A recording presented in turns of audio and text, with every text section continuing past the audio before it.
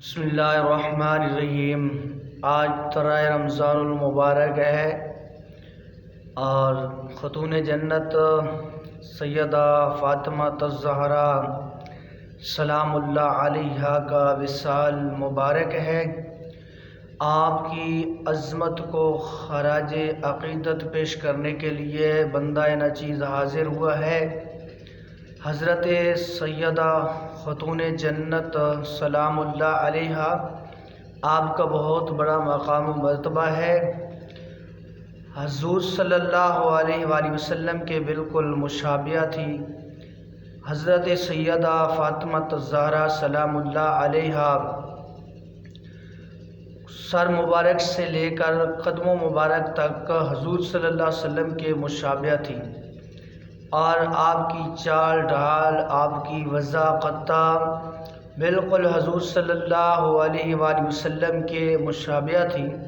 اور جب سیدہ فاطمہ الزہرا سلام اللہ علیہا آقا علیہ السلام کی بارگاہ میں حاضر ہوتی تو جب سرکار اپنی بیٹی کو دیکھتے تو آقا علیہ السلام کھڑے ہو جاتے اور آپ کا استقبال کرتے، مرحبا کہتے، اور پھر آقا علیہ السلام بوسہ بھی دیتے اور پیشانی بھی چومتے، ہاتھ بھی چومتے، اور پھر جہاں بیٹھے ہوتے آقا علیہ السلام آپ کو وہاں پر بٹھاتے۔ تو فاطمہ بنا ہے فتم سے، جس کا معنی ہے دور رکھنا، دور کرنا، اور جب چھوٹا بچہ ہوتا ہے نا، اسے دودھ چھڑایا جاتا ہے تو اس کو فاطم کہتے ہیں۔ تو سیدہ خاتون جنت حضرت فاطمہ الزہرا سلام اللہ علیہا اور آپ کی اولاد اور آپ کے محبین، آپ سے محبت کرنے والے جہنم کی آگ سے دور ہیں، اور آپ کا لقب بطول ہے، اور آپ بطول کا معنی ہے منقطع ہونا، کٹ جانا۔ آپ دنیا میں رہتی ہوئی آپ دنیا سے الگ تھی، آپ دنیا سے منقطع تھی، اور زہرا کا معنی ہے کلی، اور حضرت فاطمہ زہرا سلام اللہ علیہا کے جسم سے خوشبو آتی تھی جنت کی، اور آقا علیہ السلام جسے سونگا کرتے تھے۔ تو حضرت فاطمہ الزہرا سلام اللہ علیہا کی سیرت بہت ہی خوبصورت ہے، اور ہماری جو مائیں بہنیں ہیں ان کو سیدہ فاطمہ الزہرا سلام اللہ علیہا کی سیرت پر عمل کرنا چاہیے، آپ کی سیرت کا مطالعہ کرنا چاہیے۔ اور حضرت فاطمہ الزہرا سلام اللہ علیہا کا جس وقت وصال ہوا تو جبریل امین اسرائیل علیہ السلام آئے اور کہا کہ میں آپ کی روح قبض کرنا چاہتا ہوں۔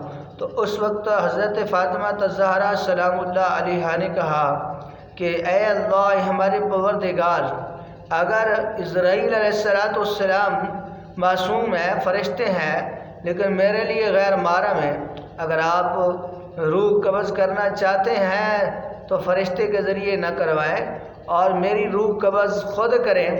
تو اتنی حیا کی پیکر تھی، اور حضرت سیدہ فاطمہ الزہرا سلام اللہ علیہا نے فرمایا کہ جب میرا وصال ہو جائے تو مجھے رات کی تاریکی میں میرا جنازہ اٹھایا جائے، کہ تاکہ میرے کفن پر کسی غیر محرم کی نظر نہ پڑے۔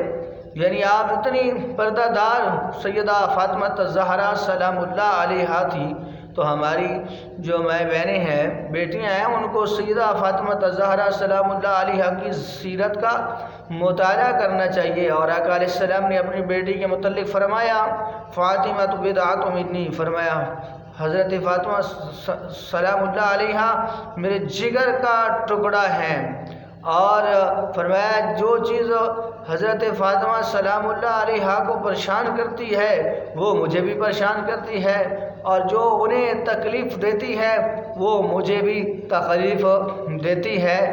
اور حضرت فاطمہ الزہرا سلام اللہ علیہا کو پریشان کرنا گویا کہ آقا علیہ الصلوۃ والسلام کی پریشانی کا سبب ہے۔ اور اسی طرح حضرت مولا کائنات علی المرتضیٰ رضی اللہ تعالیٰ عنہ نے ابو جہل کی بیٹی سے نکاح کرنا چاہا تو حضرت فاطمہ الزہرا سلام اللہ علیہا نے اس کی شکایت حضور صلی اللہ علیہ وسلم کو لگا دی اور آقا کریم صلی اللہ علیہ وسلم نے منع فرمایا۔ تو معلوم ہوا کہ حضرت فاطمہ الزہرا سلام اللہ علیہا کی ناراضگی حضور علیہ الصلوۃ والسلام کی ناراضگی کا سبب تھا، اور جو چیز فرض تھی اور جو چیز جائز تھی، اور نکاح کرنا سنت ہے اور ایک شادی کے بعد دوسری شادی کر سکتا ہے انسان، لیکن جو چیز جائز تھی حضرت علی المرتضیٰ رضی اللہ تعالیٰ عنہ کے لیے جو چیز سنت تھی، آقا علیہ الصلوۃ والسلام نے اس کو بھی حرام قرار دیا، اس لیے کہ میری بیٹی کے ہونے کوئی دوسری حضرت مولا کائنات علی المرتضیٰ شادی نہیں کر سکتے، کیونکہ اس سے میری بیٹی پریشان ہوتی ہے۔ تو اس واسطے حضرت فاطمہ الزہرا سلام اللہ علیہا کی پریشانی حضور علیہ الصلوۃ والسلام کی پریشانی کا سبب ہے۔ تو حضرت فاطمہ الزہرا سلام اللہ علیہا کا بہت بڑا مقام ہے۔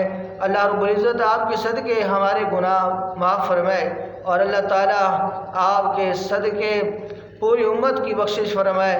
دعا ہے کہ اللہ رب العزت ہماری مائیں بہنوں کو، بیٹیوں کو سیدہ فاطمہ الزہرا سلام اللہ علیہا کی سیرت پر چلنے کی توفیق عطا فرمائے۔ وما علینا الا البلاغ المبین۔